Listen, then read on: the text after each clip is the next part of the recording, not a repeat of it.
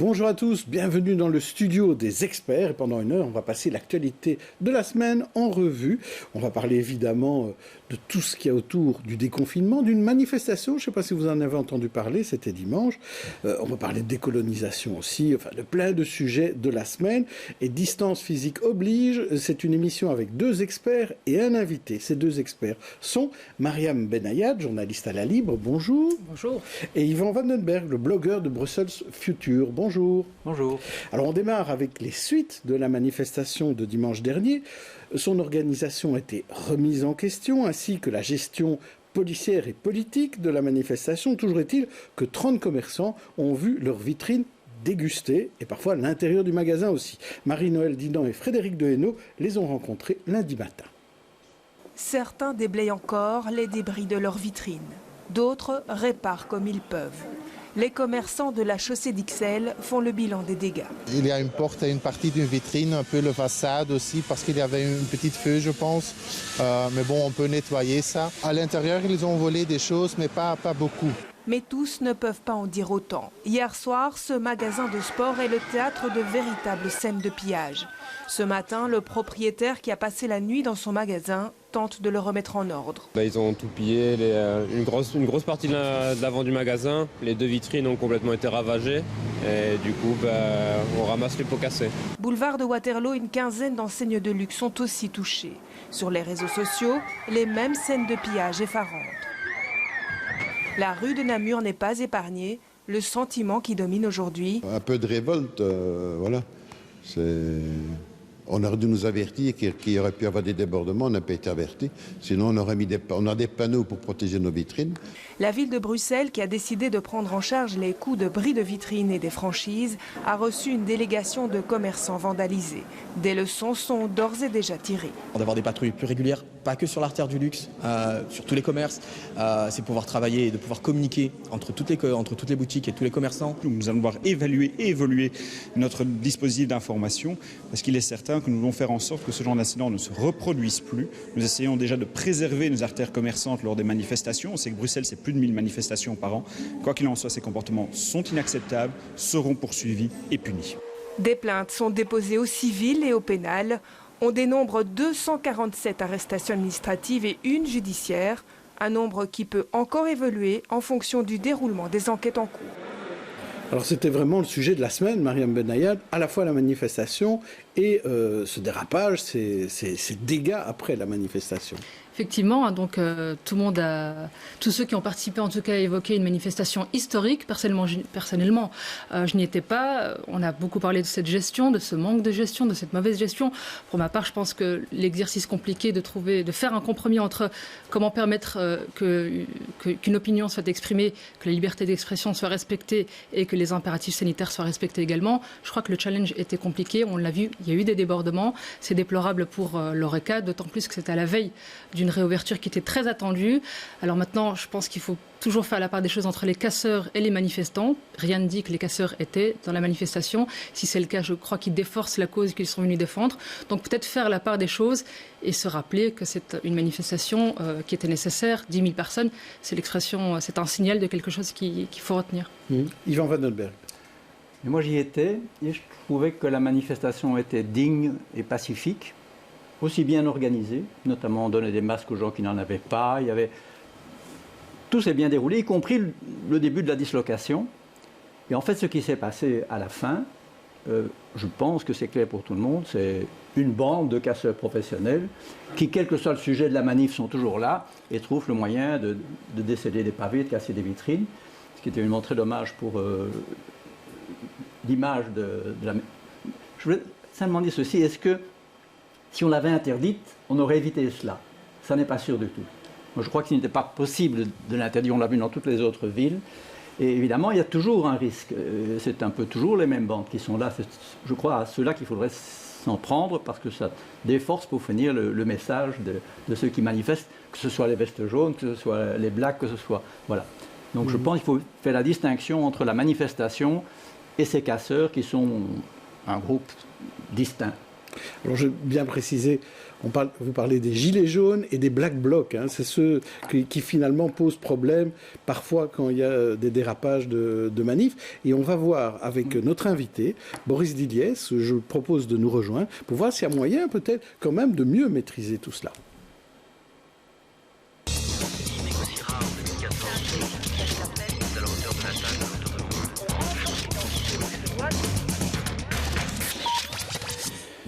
Boris Diliès, bonjour, vous êtes bourgmestre d'Uccle et maire, et je vais vous demander tout de suite, est-ce que vous étiez à cette manifestation dimanche ? Non. Alors, est-ce qu'il y a moyen d'éviter que des casseurs ne viennent noircir une cause de manifestation ? Est-ce qu'il y a moyen, est-ce qu'un bourgmestre peut arriver à empêcher cela ? Aucun bourgmestre, à mon avis, sérieux ne pourra vous dire qu'en effet, à 100%, on peut éviter qu'il y ait des casseurs, parce qu'on sait aussi que dans une manifestation, il y a toute une série de personnes qui ont tendance, évidemment, à venir, pas du tout pour le sujet de la manifestation dont ils se fichent complètement, mais précisément pour casser et pour piller. Et donc, le risque zéro en la matière, il n'existe pas. Maintenant, ici, dans ce cadre-là, moi j'ai trouvé, cela dit, profondément choquant et complètement, je dirais, inconscient que dans les circonstances sanitaires dans lesquelles nous sommes toujours, on autorise ce type de manifestation, parce que on pourra me le dire dans toutes les langues, mais je continue de penser que le fait d'autoriser, ou en tout cas de laisser faire, de tolérer, parce qu'on joue un peu beaucoup sur les mots là-dessus, a quand même créé un appel d'air, et je ne sais pas comment on peut faire pour expliquer que finalement, ce que disent les infectiologues, tout le travail qui est fait, toutes les mesures de précaution qui sont prises autour du Covid, eh bien que finalement on s'en fiche complètement, que tout ça n'a aucune importance, et que à qui on va faire croire que dans une manifestation de 10 000 personnes, on peut garder la distance sociale, ou alors qu'on dise que finalement maintenant il n'y a plus de problème, qu'on peut tout faire. Or on sait que ça n'est pas le cas. Enfin, on voit qu'aujourd'hui l'ORECA est dans la réouverture, il y a une série de mesures qui sont prises, qu'il y a des mesures qui sont prises. Moi j'ai eu le cas il n'y a pas longtemps dans le cadre d'un enterrement où vous ne pouvez pas dépasser 100 personnes, même si en l'occurrence, les lieux le permettent très largement. Là, on dit non. Et ici, on dit, ah ben non, attendez, effectivement, c'est indispensable, il faut pouvoir manifester. Enfin, c'est impossible de pouvoir respecter les distances sociales. Vous l'auriez interdite ? Oui. Tout en sachant que des manifestations interdites, parfois, on n'arrive pas à empêcher qu'elles se tiennent. Bien sûr, mais ça, on ne le saura jamais, en l'occurrence. Mais ici, il y a quand même quelque chose de systématique au niveau de la ville de Bruxelles, parce que j'ai entendu effectivement que les autorités de la ville prenaient comme argument, oui, mais ça a été fait dans d'autres grandes villes, dans d'autres capitales européennes. Oui, à Liège, par exemple. Oui, mais en l'occurrence, le maire est dans la majorité. Mais en l'occurrence, on constate qu'à Bruxelles, manifestement, il y a quand même un vrai problème sur le maintien de l'ordre, puisque ça devient systématique. Et donc, aller ensuite expliquer aux commerçants qui vivent pour le moins des moments extrêmement difficiles, c'est un euphémisme, que, écoutez, non, là vraiment, c'est normal, quelque part, de devoir tolérer de la casse, d'entendre toujours le même discours après, c'est de dire, ah oui, mais on va être très sévère avec les casseurs sont très méchants. Et donc, enfin, je trouve qu'on se moque du monde, je trouve que c'est complètement indécent et irresponsable. Yvan Vandenberg. Moi, je pense, puis je vais être bourgmestre aussi, que interdire la manifestation n'aurait pas empêché qu'elle ait lieu, que ça aurait été sans aucune organisation, et je crois que la casse aurait lieu aussi. Je pense que ça ne suffit pas de dire qu'on ne peut pas venir pour qu'on ne vienne pas. Je pense que la pression était très forte, les événements extérieurs. Vous parlez bien sûr aussi du virus, mais je dirais, bien sûr que les distances sociales ne sont pas respectées, mais 99% des gens avaient un masque. On en a même donné à ceux qui n'en avaient pas. Moi, quand je prends le tram pour venir ici, je suis à moins d'1,50 m des gens aussi, mais j'ai un masque. Mais peut-être que vous pouvez faire en sorte, lorsque vous prenez les transports en commun, de ne pas toucher non plus les gens beaucoup plus facilement que dans une manifestation. Il n'y a rien à faire, et c'est normal dans le cadre d'une manifestation, éviter effectivement que les gens se touchent, ils ont beau avoir un masque, ou faire en sorte que le 1,50 m de distance sociale soit respecté, ça n'est pas possible, ça n'est pas tenable, et ça je le comprends parfaitement. Mais alors ici, je trouve que c'est vraiment se moquer du monde, c'est se moquer des mesures sanitaires. Je trouve que c'est un message complètement inconscient. C'est-à-dire que vous trouvez que le bourgmestre Philippe Close s'est moqué du monde et était inconscient, je reprends les termes. Je pense qu'il est vraiment dans le symbole. et dans le message. Je crois qu'ici, en effet, il s'est dit, moi je veux effectivement absolument défendre mon image de bourgmestre humaniste, et donc je pense que vraiment, là, la forme a pris le pas sur le fond des choses, et oui, je trouve que c'est complètement inconscient, et entendre après cette ritournelle qui devient habituelle, qui est de dire, ah ben oui, mais pour les casseurs, ça devrait être exemplaire, on entend être très ferme, c'est pas de la fermeté, ça c'est du laxisme, c'est pas autre chose. Si le MR avait été dans la majorité à Bruxelles, comme c'était le cas avant les élections communales, les dernières, il n'aurait pas laissé faire cela? Mais je ne sais pas, parce qu'ici on est toujours évidemment avec des si. En réalité, c'est le bourgmestre qui a le pouvoir de décider ou pas en matière de manifestation. Et donc c'est pas tellement une question de majorité. Je pense effectivement que si le bourgmestre, en tous les cas, avait été autre, ça se serait peut-être passé différemment. Et ici, je trouve que c'est vraiment du laxisme. Donc ici, à la question, qu'est-ce qui prime, la santé ou l'expression libre ou l'expression même de l'antiracisme? C'est plutôt la santé, la réponse. Mais ici, en tout cas, moi, je pose la question, qu'est-ce qu'on va retenir? Qu'est-ce qu'on va retenir de cette manifestation? Est-ce qu'on va retenir effectivement le message essentiel sur lequel, évidemment, il n'y a pas matière, il n'y a pas l'ombre du début d'une discussion par rapport au message, par rapport à la lutte contre le racisme. Mais je pense que ce qu'on va retenir, c'est d'abord, effectivement, et avant tout, la casse, les pillages, et puis, à nouveau, aller expliquer ça à toutes celles et ceux qui doivent lever leur volet pour gagner leur vie tous les jours, qu'effectivement, ils doivent comprendre qu'avant tout, il y a ce message, certes fondamental, et donc que c'est comme cela. Enfin, moi, je ne m'inscris pas là-dedans. Alors, on sent qu'il y a une crispation à Bruxelles entre socialistes et libéraux réformateurs là-dessus, puisque du côté du PS, on dit que finalement, c'est le sujet de la manif qui gêne le MR, quand le MR critique Philippe Claus. Est-ce que le sujet de la manif vous gêne? Évidemment que non, et évidemment que lorsque le bourgmestre de Bruxelles dit cela, c'est de la basse provocation. On n'a pas de leçon à recevoir en la matière. Les libéraux n'ont vraiment aucune leçon à recevoir en la matière par rapport à la lutte contre le racisme. C'est de la provocation pure et simple que de dire cela. C'est faux, c'est absurde. Le bourgmestre de la ville, lui, le sait très bien. Les socialistes ont des valeurs, les libéraux aussi, et on sait que les libéraux n'ont pas de leçon à recevoir en matière de valeurs par rapport à la lutte contre le racisme.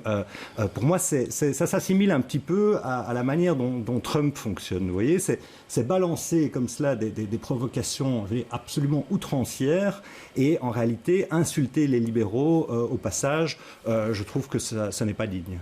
Alors ce duel MRPS se retrouve un peu à tous les niveaux, même au fédéral où on sent cette tension.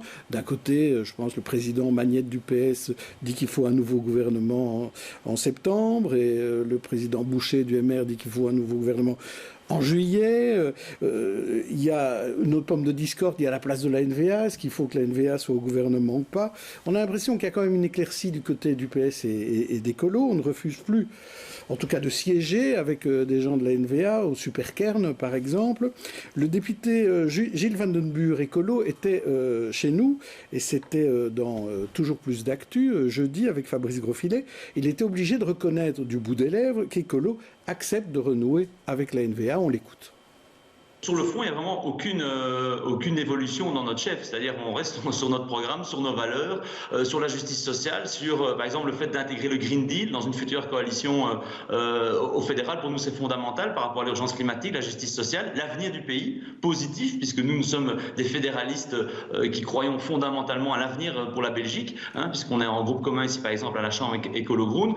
Ça, c'est nos valeurs. Et je pense qu'on peut discerner quand même des projets de société fondamentalement différents par rapport à la NVA, par rapport à d'autres aussi. La différence que vous soulignez, c'est surtout peut-être le fait qu'effectivement, dans cette période post-Covid-19, je ne pense pas que nos concitoyens ont envie d'entendre des responsables politiques qui parlent uniquement de noms de partis ou de noms de responsables en disant « moi je veux avec celle-là ou à celui-là ». Je pense qu'il faut vraiment encore plus aller uniquement sur le fond. Sur le fond, nous n'avons pas changé d'un iota, mais c'est là-dessus que nous nous prononcerons.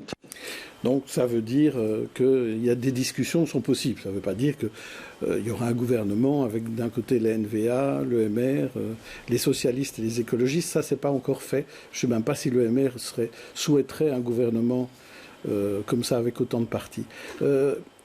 Est-ce que vous sentez que ça change, que ça bouge ? En tout cas, dans certains propos, on le sent, c'est tant mieux. Maintenant, bien malin celui qui peut dire ce qu'il se fera et quand ça se fera, mais je pense qu'il y a en tous les cas une conviction assez unanime pour se dire qu'il faudrait maintenant qu'on atterrisse avec à nouveau l'équation du résultat des élections. Et donc on doit sortir, c'est ce que le MR dit depuis le départ, du fait de dire non, je refuse de travailler avec un tel ou un tel. Mais alors quel est le plan B? Il n'y a pas de plan B en réalité. Donc ça veut dire qu'à un moment donné, on doit pouvoir former ce gouvernement. Et je dirais que parmi les choses positives qu'on doit pouvoir essayer de retirer de cette crise, il y a peut-être aussi le fait de se dire qu'on a quand même une obligation de résultat, essayer de travailler ensemble et que c'est possible, même si bien entendu chacun restera, et c'est bien normal, sur ses valeurs, mais qu'on doit pouvoir faire en sorte que ce pays ait un gouvernement de plein exercice. Et on peut travailler avec tous les partis. Oui, sauf les en tout cas, extrêmes, c'est ça? les libéraux ont toujours indiqué, et ils l'ont déjà fait d'ailleurs, qu'ils pouvaient travailler avec tous les partis, sauf les extrêmes, bien entendu, que ce soit de droite ou de gauche. Yvan Van Den Berg. Juste une petite remarque, on est manifestement en période électorale. Ceci explique peut-être ce qu'on a entendu par rapport à la manif, tant dans la bouche de M. Claus que dans la bouche de M. Diliès. On est déjà en campagne, c'est tout. Est-ce qu'on est déjà en campagne électorale? Est-ce que vous sentez des élections poindre pour le mois d'octobre? Honnêtement, non. Je le dis très sincèrement. Les propos que je viens de tenir, je les ai tenus il y a un mois, dans 3 mois. Et à ma connaissance, alors oui, on parle, mais ce n'est pas la première fois qu'on dit qu'il va y avoir des élections. Enfin, c'est un peu, j'ai presque envie de dire que c'est une coutume belge. Non, moi, je ne nous vois pas vraiment en campagne électorale. Maintenant, si à un moment élection il y a, évidemment, chacun se mettra en ordre de marche. Oui, et vous, Mariam? Moi, si j'étais en politique, je dirais qu'à partir du moment où on est élu, on est déjà en campagne jusqu'à la prochaine élection. Donc je pense que le travail ne s'arrête jamais. J'imagine que c'est le cas pour tous les politiques, qu'ils soient bourgmestres ou autres. Pour rejoindre un peu ce que disait mon ami expert, est-ce qu'il ne serait pas temps de la part des députés, des bourgmestres, en tout cas de toutes les couleurs politiques, de toutes les familles politiques, de faire front commun, puisqu'on est dans période de crise, qu'elle soit sanitaire, politique, j'ai même envie de dire identitaire en Belgique. Les crises sont multiples. Oui, mais il y a un front commun au niveau fédéral. Il existe. Il existe, mais par la force des choses. Peut-être se terminer, mais il existe. Et justement, d'aller un cran plus loin et de se dire quels sont les objectifs communs pour qu'on avance. On a parlé de la manifestation et des raisons qui ont fait que 10 000 personnes se sont réunies malgré un contexte sanitaire très anxiogène. Peut-être voir les objectifs communs, en tant que libéral, mettre en avant la liberté d'expression et le besoin de s'exprimer, même si, vous l'avez évoqué à juste titre, il y a des impératifs sanitaires qu'il fallait respecter. Je pense que les socialistes doivent le savoir aussi. Donc est-ce qu'il ne serait pas temps de mettre un pot commun, faire un pot commun et d'aller concrètement vers quelque chose de différent? Les citoyens sont dans l'attente, finalement. Je crois que vous venez de très bien résumer ce que dit la famille libérale depuis déjà un certain nombre de mois. Et en l'occurrence, si vous voulez, si blocage il y a, de fait, ça ne vient pas des libéraux qui ont déjà démontré leur capacité à pouvoir travailler avec les uns et avec les autres, tout en respectant une série de valeurs. Et donc, moi, c'est aussi ce que j'appelle de mes voeux. Maintenant, évidemment, c'est plus facile à dire qu'à faire, mais ici, moi, il faut toujours rester optimiste, mais ce qui me donne de l'espoir, c'est en effet, c'est peut-être les leçons de la gestion de cette crise, où évidemment tout n'a pas été probablement parfait, mais en tous les cas, vu l'ampleur de la crise, je trouve que finalement les choses sont quand même plutôt correctement gérées par rapport au super-kern et par rapport au fait d'avoir autour d'une même table des responsables politiques différents. Et donc c'est à mon avis là-dessus qu'on doit essayer de travailler. Ma crainte, si vous voulez, c'est qu'à un moment donné, une fois parce que je pense qu'à un moment on va revenir à une vie, si je puis dire, normale, post-Covid, ma crainte c'est qu'ensuite, je dirais que chacun reprenne ses mauvaises habitudes, si je puis dire. Et ça, bien malin, celui qui peut dire comment ça va se passer. Mais c'est à espérer qu'on arrive à avoir quelque chose de consensuel, même si c'est aussi une difficulté, parce qu'il n'y a rien à faire. Je veux dire, la gauche, la droite notamment, c'est pas la même chose. Yvan Van Den Berg? Je crois que la crise a aussi montré la nécessité d'avoir un État. Et d'avoir un État et pas moins d'État. davantage d'État pour énormément de choses. On voit bien aujourd'hui aussi, que ce soit les entreprises ou les groupes qui font appel à l'État pour les sortir de la situation. On voit Brussels Airlines, des choses comme ça. Maintenant, tout d'un coup, l'État, heureusement qu'il est là. Je pense aussi pour ceux qui trouvent que l'État belge n'a plus de raison d'être, on a la démonstration, en tout cas, qu'il est toujours utile et indispensable. On a besoin d'État et de services publics, en tout cas. Oui, bien sûr. À propos du MR et de la régionale bruxelloise, vous vouliez la présider, vous avez échoué là-dedans. C'est David Lester qui vous a battu à cette présidence. Aujourd'hui, tout est serein entre vous j'ai envie de vous dire aujourd'hui, mais surtout déjà, tout a toujours été serein, parce que vous le savez, on a eu l'occasion de venir à deux, et je dis dans une famille politique, il y a des échéances internes, mais je pense que justement, on avait fait vraiment, et c'était sincère de sa part comme de la mienne, œuvre utile par rapport à l'image de la famille libérale, et puis c'était sincère, parce que être en compétition, ça ne doit pas être la guerre, ça n'a pas été, et donc ça se passait bien avant le scrutin, et ça continue extrêmement bien se passer, on travaille très bien. Alors on va passer à nos têtes d'affiche à présent. Je vais vous proposer une galerie de portraits de personnalités qui ont fait l'actualité. Vous allez en choisir un ou une qui vous inspire en bien ou en mal. Alors tout d'abord Pierre Wunsch, le gouverneur de la Banque nationale qui alerte sur le déficit et sur la relance. Emmanuel André, l'expert très populaire qui démissionne très vite. Marion Ancel, la cinéaste de talent disparue cette semaine. Ou Maggie De Bloch, la ministre dont les sondés demandent le départ. Alors qui choisissez-vous ? Pierre Wunsch, Emmanuel André, Marion Ancel ou Maggie De Bloch? Alors sans hésiter, ce sera Pierre Wunsch, et c'est un petit peu personnel si je puis dire, c'est parce que il se trouve qu'on a un mentor en commun qui est feu Éric André. On a travaillé tous les deux au sein de son cabinet lorsqu'il était secrétaire d'État à la région. Ça fait déjà un certain nombre d'années, et je pense que c'est la bonne personne au bon endroit. C'est quelqu'un de posé, de compétent, qui sait de quoi il parle, et donc clairement je choisis sans hésiter Pierre Wunsch. Alors 5 informations de la semaine, laquelle vous a ravi, laquelle vous a énervé et pourquoi.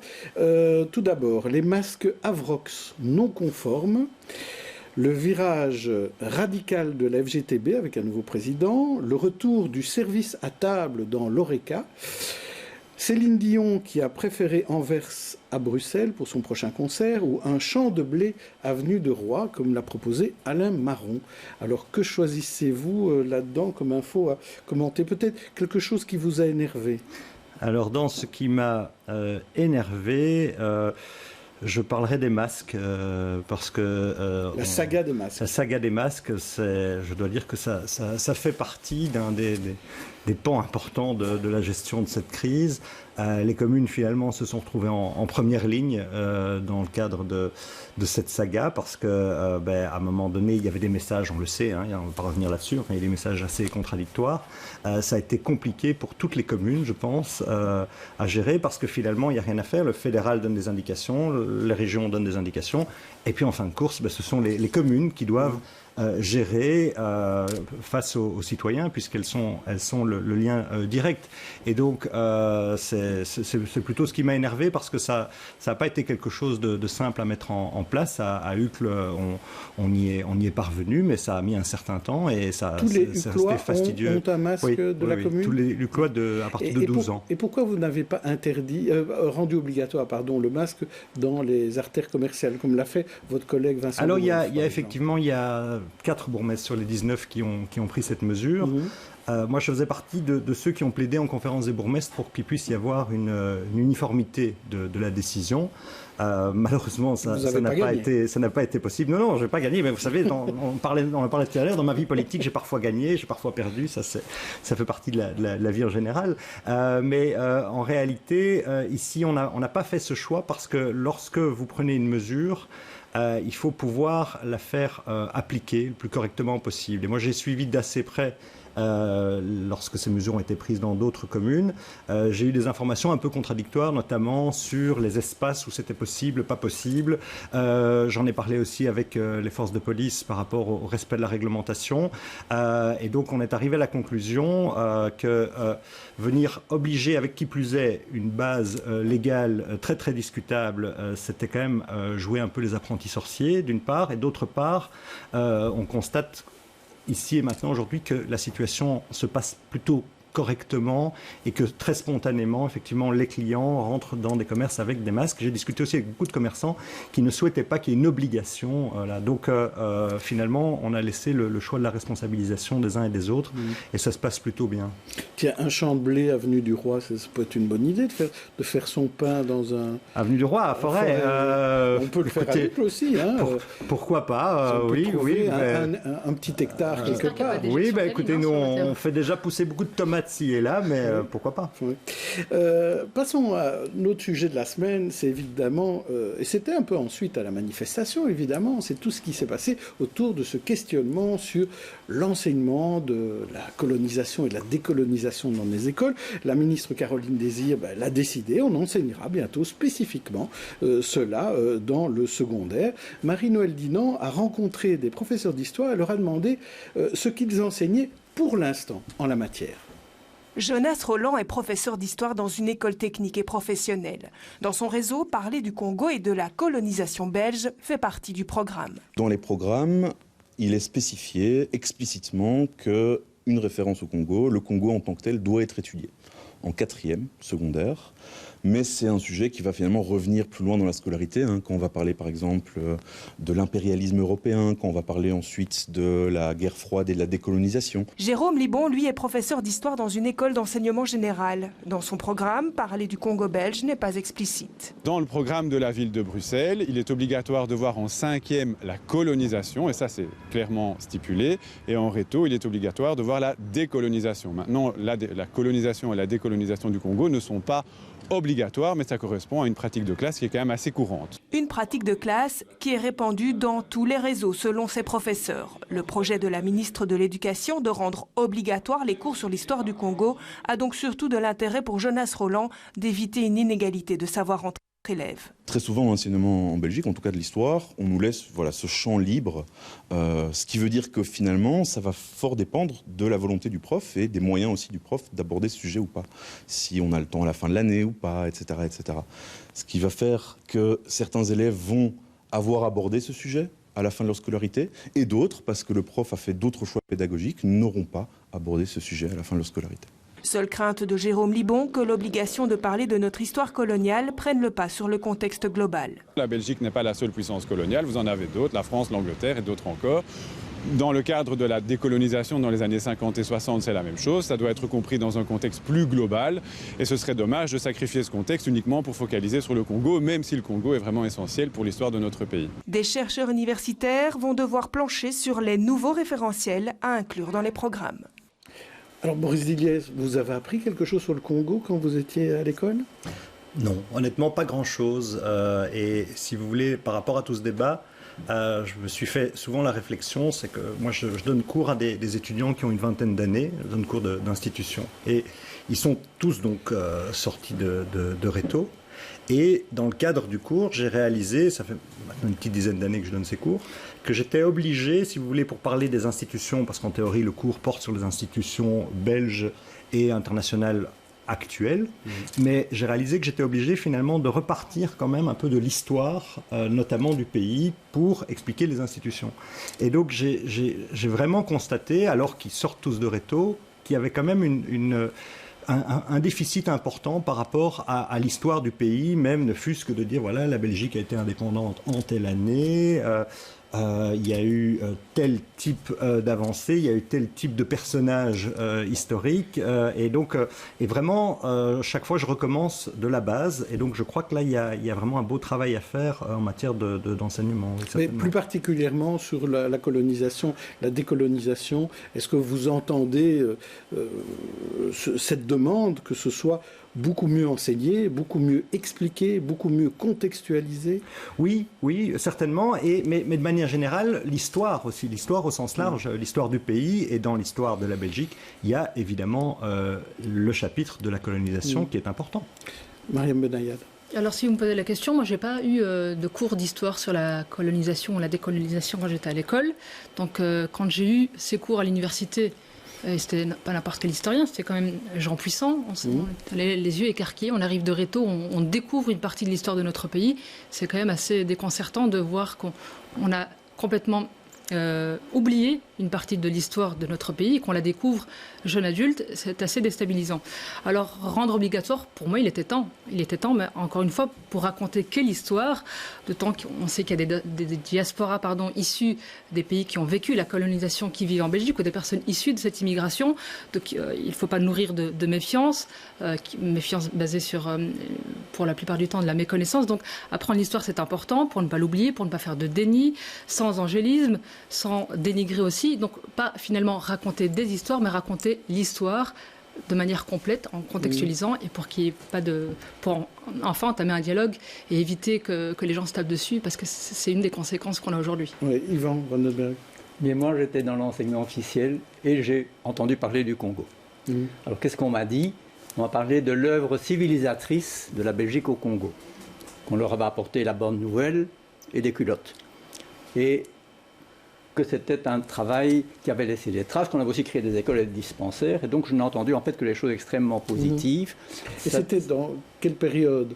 Quelle décennie, Yvan, peut-être pour... Oh là là, parce que ça permet peut-être de mieux comprendre aussi. Oui, c'était plutôt dans les années 50, et je dirais, il y a eu l'Expo 58, où on avait un village de nègres qui était organisé pour montrer tout cela. Donc c'était encore sous la colonisation. Oui, c'est ça. C'est-à-dire qu'en fait, la Belgique était fière du travail qu'il avait fait. Je pense d'ailleurs qu'on a fait aussi, il y a des gens très sérieux, très honnêtes, qui ont fait du travail agricole et d'autres. On a beaucoup moins parlé des mains coupées, beaucoup moins parlé de l'exploitation du caoutchouc, qui était la vraie raison pour laquelle Léopold II, qui n'y a jamais mis les pieds, avait envoyé des gens là-bas pour ramener du caoutchouc. Enfin, je pense... On en a parlé, mais c'est comme si on n'en avait pas parlé. On n'a pas dit la vérité, en tout cas, et je pense que c'est vraiment indispensable parce que je crois que ça a beaucoup à voir aussi avec le racisme. C'est évident que si on considère les autres juste comme des vases qu'il faut remplir, qui sont incultes, qui ne connaissent rien, évidemment qu'après ça, on ne peut pas les considérer comme des égaux, évidemment. Donc ça, il y a un lien. Alors, une question, Boris Iliès, parce qu'on a vu aussi tout au long de la semaine, et on l'avait déjà vu les autres il y a plusieurs mois, plusieurs années même, ces dégradations de statues, de plaques de rue, de bustes dégradés. On a vu le pardon sur la statue équestre de Léopold II, même un buste du roi Baudouin, maculé de rouge. Est-ce qu'il faut d'abord déboulonner les statues? Alors non. Pour moi, non. Non et non. Il ne faut pas déboulonner les statues. Certainement pas, parce que pour plusieurs raisons. D'abord, à ce moment-là, si on veut faire les choses de cette manière-là, je pense qu'on devrait aussi repenser pas loin d'ici, à savoir si l'avenue Charles-Quint peut toujours s'appeler l'avenue Charles-Quint, parce que Charles-Quint a joué un rôle dans l'esclavagisme. On pourrait parler de la statue de Godefroy de Bouillon, qui a quand même mené des croisades avec des conséquences que l'on connaît. Donc je pense que ça, ce serait complètement ridicule. Je pense que ce serait une mauvaise chose, parce que en plus de ça veut dire, voilà, on voudrait faire comme si ça n'existait pas et essayer de gommer son passé. Et non, je pense que c'est pas la bonne approche. Par contre, je crois qu'il faut pouvoir entendre ce qui se dit à travers cela. Moi, je ne vais certainement pas excuser les vandales, mais je pense que en élevant le débat, on doit aussi se dire que, quelque part, c'est l'ignorance. C'est le lit de l'ignorance, à mon avis, qui crée effectivement des dégradations de ce type, parce que l'histoire, elle est souvent méconnue. Et donc, moi, je crois qu'il y a vraiment intérêt à faire un travail pédagogique. On parle notamment du fait de mettre, parce qu'en plus, Léopold II, je dis, c'est le colonialisme, vous l'avez rappelé en plus, peu le disent, mais il n'y a jamais mis les pieds au Congo, ce qui n'excuse rien. Il y a toute une série d'atrocités dans le cadre du colonialisme qui ont été commises, c'est évident. On ne l'a pas suffisamment expliqué, c'est probablement vrai aussi, mais je crois qu'il y a certainement aussi des choses à nuancer dans le colonialisme.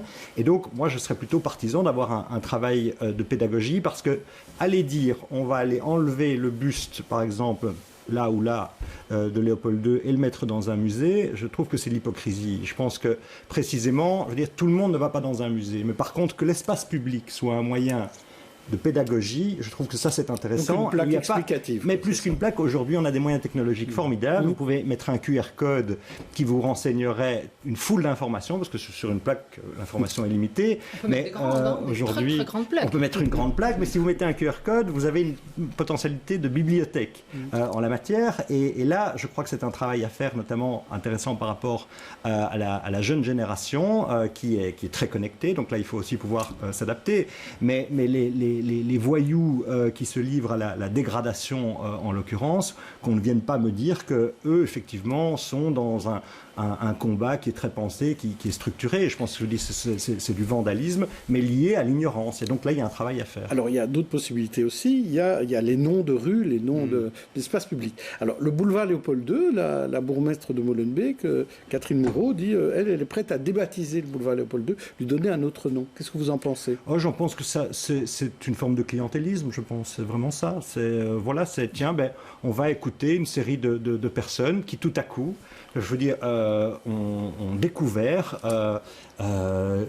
qui était Léopold II et que donc par conséquent, si vous voulez pas que je trouve que c'est grotesque et je trouve que ça contribue à la crispation des choses, tout ça parce qu'il y a effectivement, je dis pas qu'il n'y a pas un vrai débat de fond à avoir sur l'enseignement par rapport à notre histoire et au colonialisme et au rôle de la Belgique au Congo et au rôle de Léopold II. J'ai pas de problème avec cela. Mais par contre, je veux dire, venir comme ça, pour moi, c'est jeter de l'huile sur le feu, parce que, à nouveau, ça s'arrête où? Je veux dire, à ce moment-là, on peut aussi pousser plus loin, même sur l'avenue Winston Churchill. Je veux dire, on peut aussi refaire l'histoire dans beaucoup de cas. Vous voulez débaptiser l'avenue Winston Churchill? Évidemment que non. Mais je caricature, j'entends bien.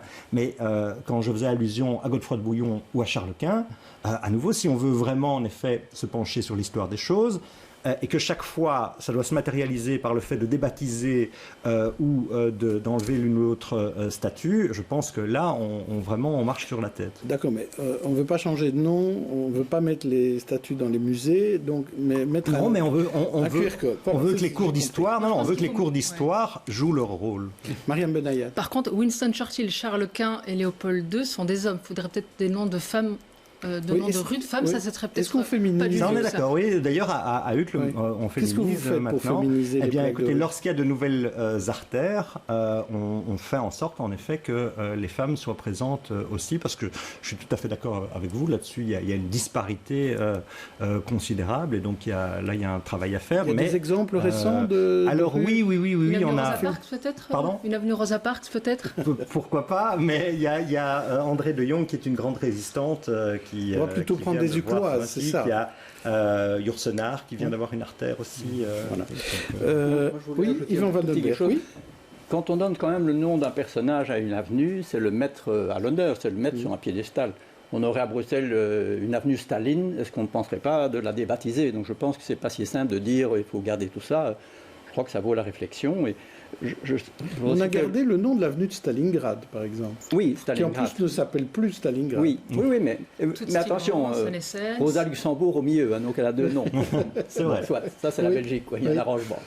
Mais je voulais aussi simplement faire le lien avec le musée de Tervuren, qui avait un certain nombre d'œuvres esclavagistes, etc., qu'on a voulu détruire. Et pour finir, la solution qu'ils ont choisie, c'est de les mettre dans la cave. Donc quand on accède au musée, on est dans le sous-sol, et là, il y a une pièce où on a rassemblé toutes ces œuvres de la période... Le musée des horreurs, en fait. Oui, c'est le musée des horreurs. Mais donc, on ne les a pas fait disparaître pour les oublier, on les a mis à part, plus sur un piédestal pour leur rendre honneur. C'est quand même une petite différence. Mais si vous me permettez, c'est pour ça que ce qui est intéressant dans le travail à faire en matière d'enseignement, de pédagogie, c'est que précisément, moi je ne suis pas de ceux qui pensent que Léopold II et Staline, en termes d'atrocité, on peut les mettre sur le même pied. Je me trompe peut-être, mais je ne demande qu'à ce qu'on me donne à ce moment-là, effectivement, toute une série d'arguments en la matière. Mais donc, je crois que ce qui est intéressant là-dedans, à nouveau, c'est de nuancer. Et je pense que ce qui peut être vraiment positif dans ce débat, c'est qu'à nouveau, on mette plus le focus sur l'histoire, parce que c'est important. Et que, moi, je vous le dis, je trouve que vraiment, autant on a une jeunesse qui est hyper connectée, qui est ouverte sur le monde probablement peut-être plus qu'avant. Ça, c'est très positif, mais qui, à côté de cela, a des lacunes de base en histoire considérables. Alors, comme à Uccle, vous avez quand même un enseignement communal primaire, notamment. Peut-être qu'il y a moyen de faire des choses déjà dès la primaire. Peut-être des visites du musée de Tervuren. Il y a déjà beaucoup de visites de musées qui se font. Maintenant, est-ce que c'est en primaire ou est-ce que c'est en secondaire qu'il faut le faire ? Ça, moi, je ne suis pas pédagogue, donc j'essaye de l'être, mais je ne le suis pas de formation. Je pense qu'à nouveau, la discussion doit avoir lieu. Je trouve qu'à ce niveau-là, la ministre a pris la bonne attitude. Un petit détail sur ce plan-là. Pour conclure. Oui.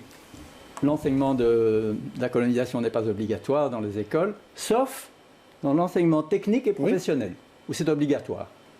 On va savoir pourquoi eux, ils y ont droit et pourquoi les autres pas. Mais en tout cas, c'est ce qu'expliquait le professeur tout à l'heure dans le reportage. C'est lui, il avait le bonheur de pouvoir expliquer ce que c'était. Et chez les autres, effectivement, c'est pas encore obligatoire, mais ça va l'être. Pas de faillite prononcée pour l'instant. Il y avait un délai qui était donné pour qu'il n'y ait pas de faillite en temps de Covid, mais ça n'empêche pas les faillites par aveu, par exemple. Ça n'empêche pas des entreprises de mettre la clé sous la porte. Et c'était le cas cette semaine avec Swissport. 1500 personnes se sont retrouvées sans travail. Les curateurs n'ont pas trouvé de repreneur. Le service sera pourtant assuré à l'aéroport. Reportage, Philippe Jacquemot et Yannick Van Gansbeek. C'est une course contre la montre qui est engagée à Brussels Airport qui doit trouver un deuxième opérateur au sol chargé du ticketing, de l'enregistrement, de la gestion des bagages, du déplacement des avions, de leur mise en ordre et de leur nettoyage. Principale compagnie touchée, Brussels Airlines qui était cliente de Swissport. Brussels Airlines et TUI aussi ont une licence de l'aéroport pour opérer. Maintenant, il faut des personnes qualifiées évidemment pour opérer les opérations sur le tarmac. Donc, il faudra voir maintenant s'ils ont le personnel qualifié pour, ce qui sera un peu le prochain challenge. Ils pourraient peut-être remobiliser certaines personnes aussi qui étaient pour l'instant en chômage temporaire. TUI et Ryanair travaillent avec Avia Partners, le groupe belge leader européen. Pour eux, pas de problème.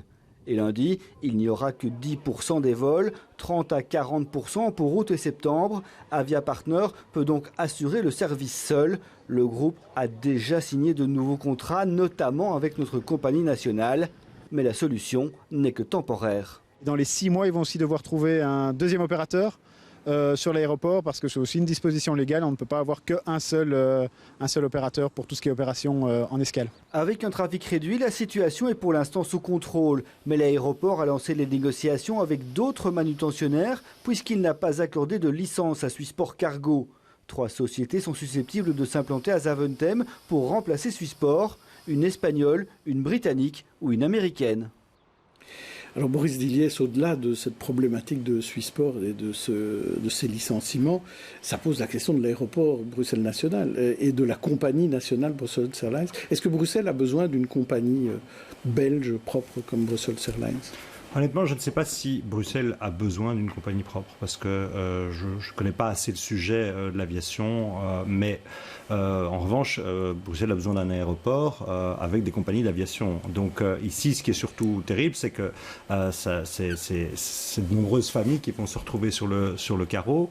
Et donc ça, c'est un des drames. C'est aussi probablement une des conséquences, et ça ne fait que commencer aussi de ce qu'on vient de vivre. Et puis ça interroge aussi plus largement sur le rapport qu'on peut avoir par rapport aux avions. C'est-à-dire qu'on est en train de... Il y a un changement qui s'opère dans la mesure où pendant des années, quand même, on était beaucoup à se réjouir de pouvoir prendre un billet d'avion pour 50 €.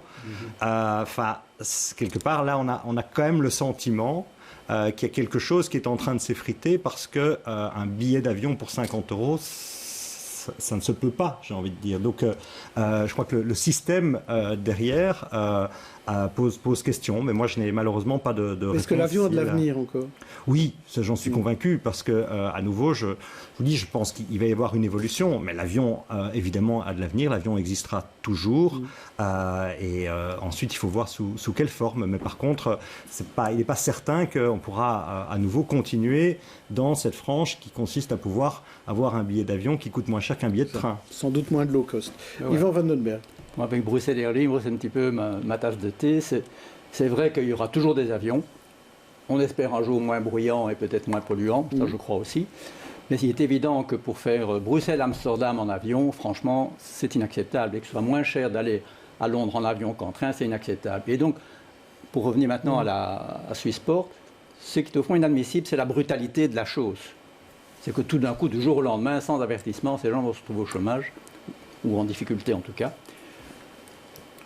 Alors ça demande de prendre un peu une réflexion, parce que vous comprenez bien qu'on nous pousse de plus en plus à venir avec des bagages à main. Vous remarquez, les compagnies veulent qu'il y ait moins de bagages à traiter, parce qu'ils doivent payer pour cela. 2, on automatise évidemment de plus en plus ce système. Et il y aura de moins en moins de bagagistes qui le feront manuellement. Et donc je crois qu'il faut penser à l'après, pour ne pas trouver la situation qu'on a connue il y a longtemps, où on mettait de l'argent dans les mines pour les garder ouvertes un peu plus longtemps, et puis il a quand même fallu les fermer. Donc je crois qu'on est obligé de réfléchir à l'avenir de l'avion, à la fois supprimer tous les vols de courte distance, certainement revenir à des prix normaux, vous savez qu'ils ne payent pas de taxes sur le kérosène, les avions, c'est le seul carburant qui est non taxé, avec le fuel lourd des paquebots. Donc ces choses-là doivent changer, on doit se préparer là à l'avenir, pas simplement gérer la crise qui est une vraie crise. Et avec moins de personnel pour les sociétés de handling. Automatiser, évidemment. Je propose de passer à notre dernier sujet de l'émission et parler de mobilité, parce que ça reste quand même, d'habitude on parle toujours de mobilité dans les experts, et bien là on va en reparler, parce que le Covid n'a pas fait disparaître toutes les problématiques de mobilité, au contraire on en a trouvé des nouvelles idées aussi, notamment nombreuses solutions transitoires qui ont été prises en matière d'espace public. Alors, on garde le souvenir du bois de la Campe fermée, ça, je suppose que Brusilier s'en souvient très bien, des zones résidentielles dans les communes, des pistes cyclables, les fameux 40 km de pistes cyclables dans Bruxelles, les park and bikes. Alors, des modifications en matière de mobilité qui posent parfois question. Reportage Thomas Dufrane et Thierry Duboquet.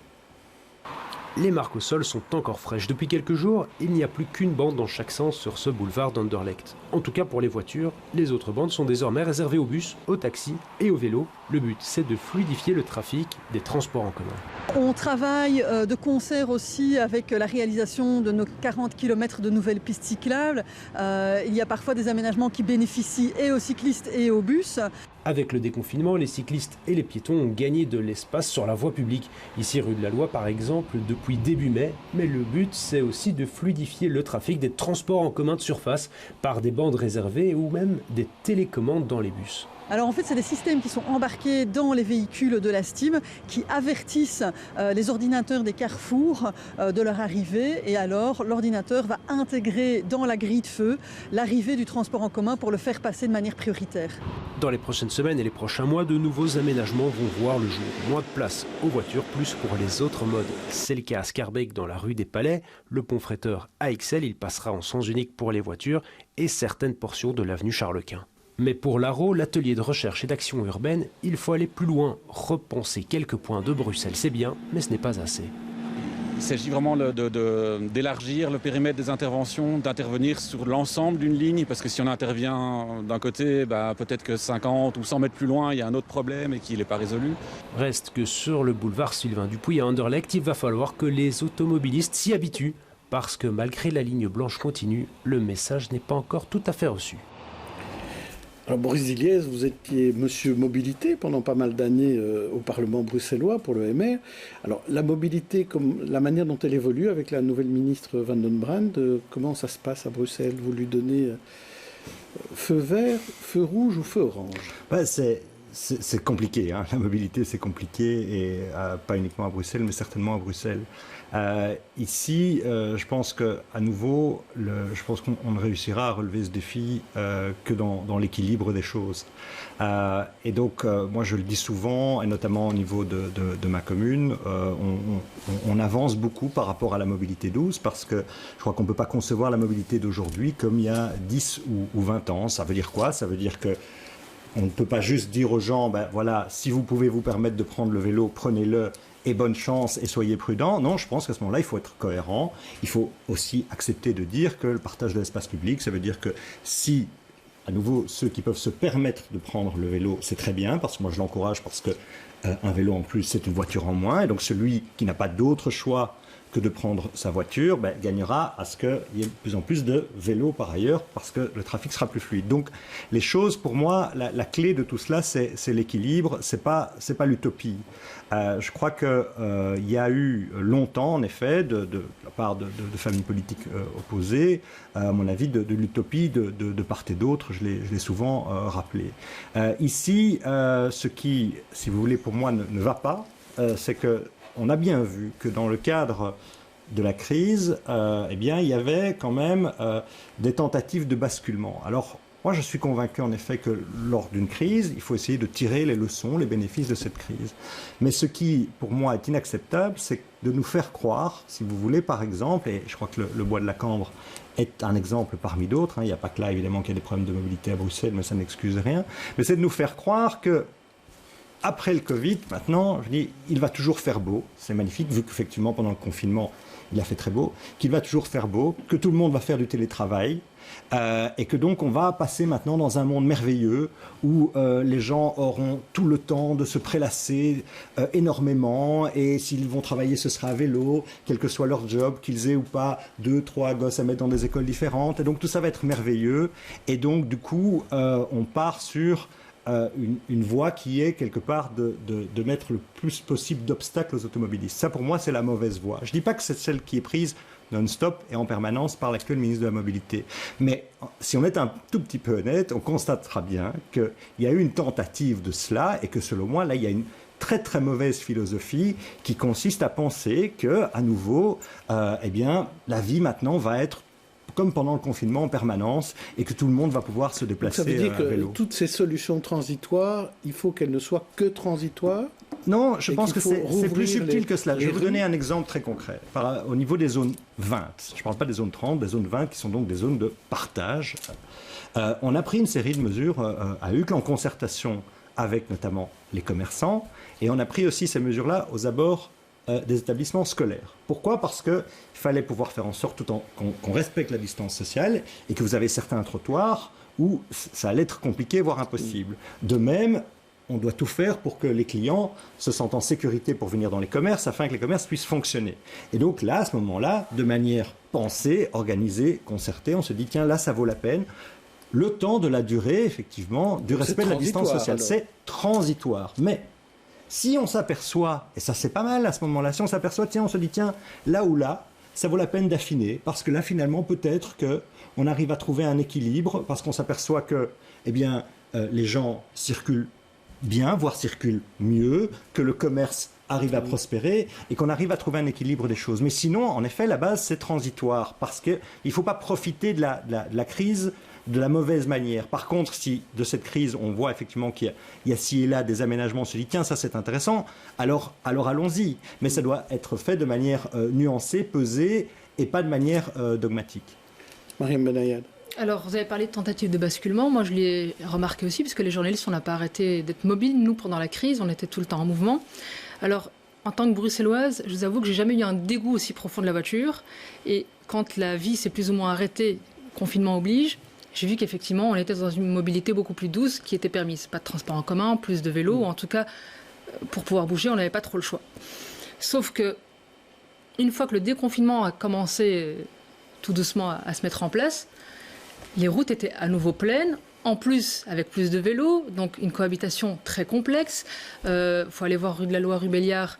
Il faut vraiment être le plus chanceux de la Terre pour ne pas se faire percuter par une voiture, ou alors il faut être beaucoup plus vigilant que d'habitude. Donc, moi, j'ai l'impression, en tant qu'utilisatrice des transports en commun, parce que c'est le plus facile pour moi, que c'est une gestion catastrophique. On part d'un moment de crise pour entamer une réflexion. On dit il y a moins de voitures, donc ça va être très bien, mais c'est là qu'on ferme des tunnels, c'est là qu'on recommence des travaux, c'est là qu'on met des pistes cyclables. J'ai l'impression qu'il n'y a pas de réflexion profonde sur du vrai long terme, et Bruxelles devient... pour moi, la mobilité, c'est une catastrophe dans cette ville. C'est encore pire qu'avant. Pour moi, c'est encore pire qu'avant. Et je penserais peut-être prendre un avion pour aller au boulot plutôt que de prendre une voiture ou un vélo. Certains disent qu'on a un peu oublié les transports en commun à partir du moment où ils ne circulaient pas beaucoup. Yvan Vandenberg, là-dessus? Moi, j'étais bien d'accord avec vous quand vous parliez de trouver un équilibre. Et donc de voir combien de gens se déplacent en voiture et quelle partie de la voie publique leur est accordée, et combien de gens se déplacent à pied et à vélo. Et le pourcentage, vous savez, c'est de l'ordre de 85% pour la voiture. Et vous savez, dans une commune, 2 bandes de circulation, si un peu de place, encore une bande de stationnement, et le reste, c'est le trottoir. Et alors, on a des trottoirs d'1,50 m, comme à la campagne, quoi. Donc, je pense que le partage doit être réfléchi, notamment en fonction du fait qu'à Bruxelles, une personne sur 2 n'a pas de voiture. Donc on doit leur donner, non pas la priorité absolue, mais on doit vraiment en tenir compte davantage. Et moi j'ai aussi une petite crainte par rapport au transport en commun qui s'était très bien développé. La STIP fonctionne plutôt bien et développe sa clientèle. Ici c'est la chute libre et un certain nombre de gens craignent d'aller dans la promiscuité du tram. Par exemple, pour venir ici, on était vraiment très nombreux dans le métro. Et donc préfèrent reprendre leur voiture pour plus de sécurité. Donc, il y a sans doute un effet pervers. Exactement. Le vélo étant effectivement une solution qu'on pourrait effectivement bien développer. Par exemple, le vélo est gratuit pendant 6 mois, tout ça c'est des bonnes choses. C'est vrai que pendant l'été c'est très pratique. Mais le Belge est amoureux de la voiture. Oui. On en reparlera. On passe à nos coups de cœur.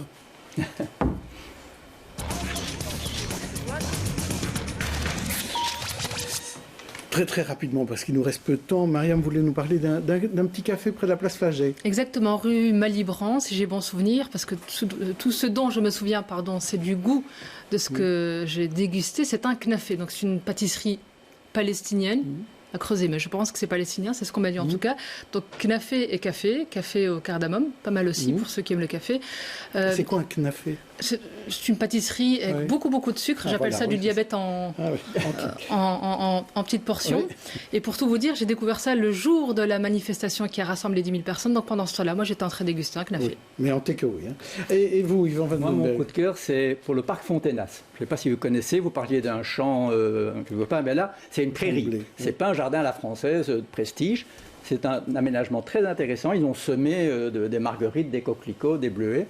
Et ce qu'il y a d'intéressant, en centre-ville, il n'y avait aucun espace vert. Aucun. Oui, le parc de Bruxelles, mais ça, c'est pas le centre-ville.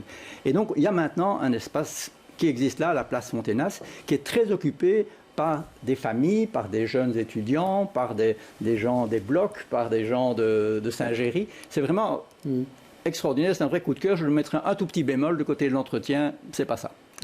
Alors, moi, je voulais parler d'un court essai de 100 pages, Ce virus qui rend fou, ça s'appelle, c'est de Bernard-Henri Lévy, c'est chez Grasset, avec, comme toujours, beaucoup de références intellectuelles et culturelles. Il y a un discours qui sort des sentiers battus quand on parle des dangers du virus.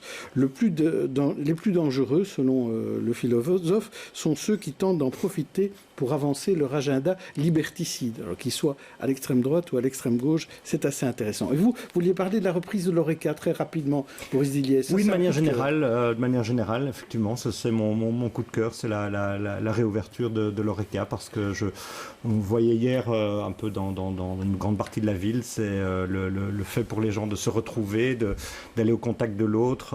Enfin, il y a quelque chose, je trouve, de fort là-dedans et d'important. Et puis, je pense que c'est positif aussi par rapport à toutes les personnes qui font l'Oreca. Et l'Oreca, ça fait partie de la vie et aussi de la beauté d'une ville. Et donc, c'est aussi une manière de leur rendre hommage, parce qu'ils ont besoin de beaucoup de courage dans ces circonstances. Alors, soutenons les gens de l'Oreca, et après on soutiendra les gens de la culture et du sport quand ils déconfineront eux aussi. Merci à tous et on se retrouve la semaine prochaine pour une autre émission des experts.